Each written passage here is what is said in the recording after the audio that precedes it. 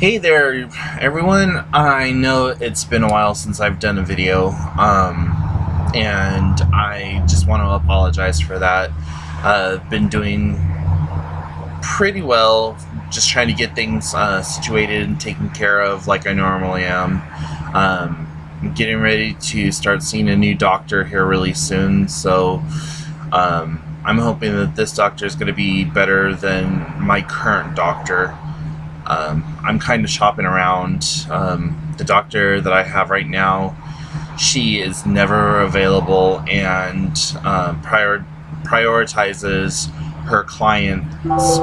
So, like, if you're an OB patient, then she wants you over, general practice. So, yeah, that's been kind of a pain in the ass because being diabetic, you have to be able to get in to see your doctor, and every time I call to make an appointment, it's like anywhere between 3 weeks and a month and a half out, and so I can't handle that anymore. Also had a little bit of a family tragedy. Last weekend, my cousin was killed by a drunk driver while he was walking home, and so Pick it up. the family's just been dealing with that, and so yeah, I've never really been an advocate for MADD or any of those other organizations, but yeah, if you're gonna drink, don't get behind the freaking wheel. Sorry about that. It never seems to fail. Whenever I'm trying to do a video or whatever, everyone and their grandmother happens to try to call. Anyways, so what's been going on right now Pick it up. is just recently I had to go in and get a continuous glucose monitor installed on me. And for those of you who don't know what a glucose monitor is a testing device that you prick your finger, and when you prick your finger, you have to test your blood, and it puts in all the information here or whatever else. Well, a continuous glucose monitor is kind of like a little iPod type thing, and it tells you like all your blood information. So right now, this little red droplet wants me to input information into it, and the way that it monitors your blood is I have this little device right here that's installed on me, and that's constantly monitoring my blood. So because this is asking for a blood sample right now, I'm going to go ahead and take out one of my strips, and you insert it into the machine, and then it tells you, okay, add your blood. So you take out this handy dandy looking little like Star Trek taser thing, pull it back, pick a finger, and then you squeeze, get the little blood droplet, stick it on here. Now it will ask you if this is before a meal, after a meal, or no mark. Well, I didn't get a chance to put it in, but right now my blood sugar is 274, which according to my meter is set for high. And for most people that would be high. That's at most supposed to be like that reading right there is supposed to be like after a meal or something. Well, I haven't eaten anything this morning, nor have I taken my insulin. So then what I have to do now is tell this thing, because I have to calibrate it, hey, my blood sugar is saying that it's 274, but you're only reading 232. So go in here, enter my blood sugar, jump it up to 274, eventually 274, push OK, and it's going to ask the time and date, push OK, and then it's going to update this machine. And then you can't really see it all that well, but there's like a little bar graph trend thing. So yeah, I really like this. It's a Dexcom 4, or at least I think this one's a Dexcom. Yeah, it's a Dexcom 4 continuous blood glucose, or Dexcom 4 continuous glucose monitor. I got to wear it once before, back in March of last year, I want to say, and it really helped me maintain my numbers.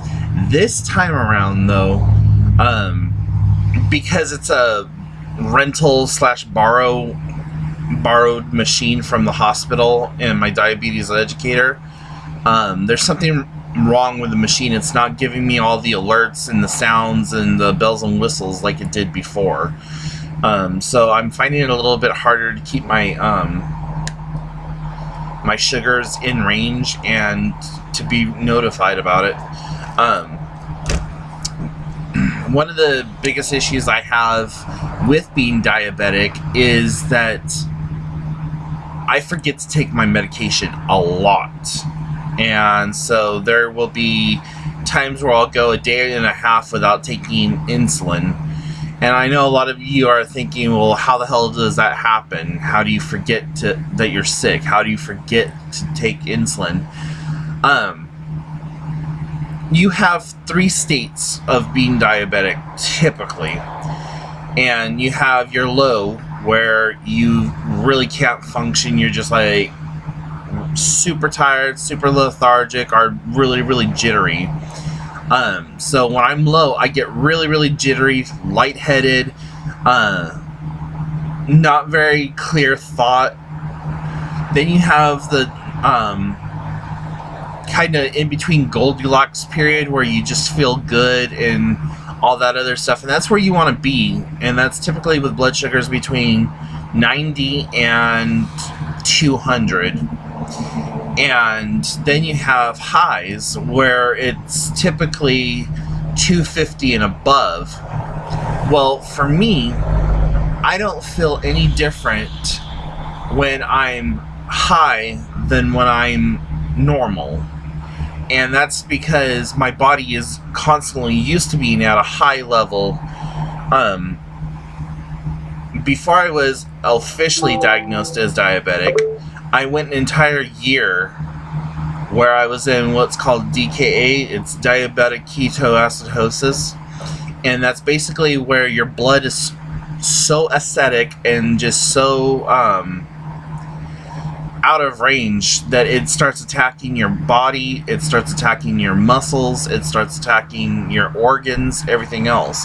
So I was in an advanced stage of ketosis, and so because my body is programmed and used to functioning at high levels, it's not until I'm extremely high, like 600 and above, that I really notice anything. And for most people, being above 400, they should be in the hospital. Typically, I'm usually between 250 and 450. And so what me and my doctors and my diabetes educator and everyone are trying to work on is getting myself from being used to being high all the time to being in normal range of 90 to like 200.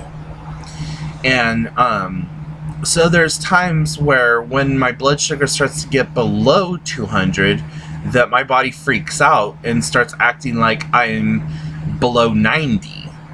So that's what the hopes of using a continuous glucose monitor and everything else is that we're trying to get me situated to where my body is more used to working at a certain level. The only thing that's really been kind of my saving grace is the fact, though, that I am so young that even though I'm high and the diabetes is working against my body, I'm still young enough to really kind of ward off the overall drastic effects of that. So, yeah, that's kind of what's been going on in my life, and to give you a little bit of a breakdown on my diabetic stuff. But above and beyond that, I've started up a new blog, and it's a complete change from anything I've ever done before, and I'm really enjoying it.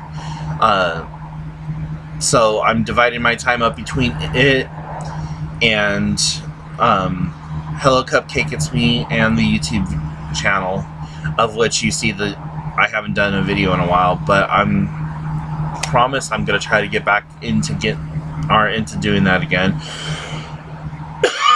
and not make such large gaps. But you know, circumstances being that I was having to deal with a family death, and we still haven't even made the funeral arrangements or anything else like that. It's just one of those, you know. So, anyways, it's 4th of July weekend this year, or right now, and so I'm asking, and I know you have absolutely no obligations to me or whatever, but I'm asking if you please, or if you drink, please do not drive. Because not only could you hurt and injure yourself, you could hurt, injure, or even kill somebody else. And, so, you know, having that first-hand experience within my family, and as recent and as soon as it was, I don't wish this pain, this suffering, and this grief on anyone. So, if you do drink, please do not drive, even if you think that you are capable of it. There are more than enough people around who will be sober that can give you a ride home.